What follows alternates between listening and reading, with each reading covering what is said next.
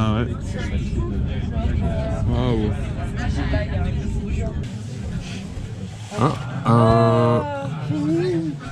Suite à la fumée repérée en queue du train, veuillez évacuer le train dès l'ouverture des portes. Faites attention aux obstacles sur la voie. C'est chacun pour sa pomme là. Bonne journée en tout cas. Merci. Bonne journée à vous. Hein.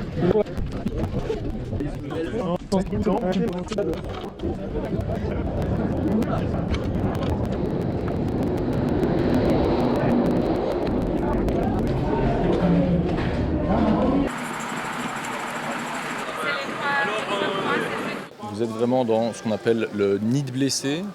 C'est la zone où les patients sont extraits en urgence par les pompiers normalement de la zone dangereuse vraiment de l'accident. Et puis c'est une zone qui est semi-sécurisée, disons normalement assez éloignée de l'accident. Et puis c'est là où les ambulanciers et puis les médecins, ou les soignants vont intervenir dans un premier temps pour faire ce qu'on appelle un pré-tri et puis décider de l'ordre d'évacuation en fait.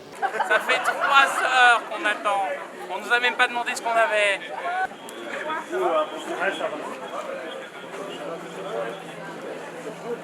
Ce matin, un train a quitté Genève, s'est dirigé en direction d'Annemasse et lorsqu'il est arrivé à la hauteur de la frontière, il a heurté un objet sur la voie. Ça a entraîné une catastrophe ferroviaire que nous avons dans le cadre du scénario amplifié. Ce n'est pas la réalité, nous l'avons amplifié de telle manière à ce qu'il y ait du pain sur la planche, qu'il y ait du travail pour l'ensemble des services de secours qui interviennent dans cet exercice.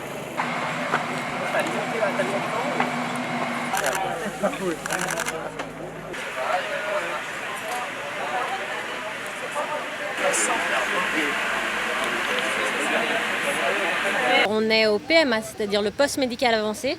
Donc là, c'est la tente rouge. Ça veut dire qu'on est secouriste, on est là pour trier et traiter les personnes blessées avant de les envoyer par urgence, par gravité, dans les différents hôpitaux disponibles. Donc la zone rouge, c'est la zone où il y a les blessés les plus graves, les plus importants. Donc ils vont nécessiter une médicalisation et une évacuation d'urgence.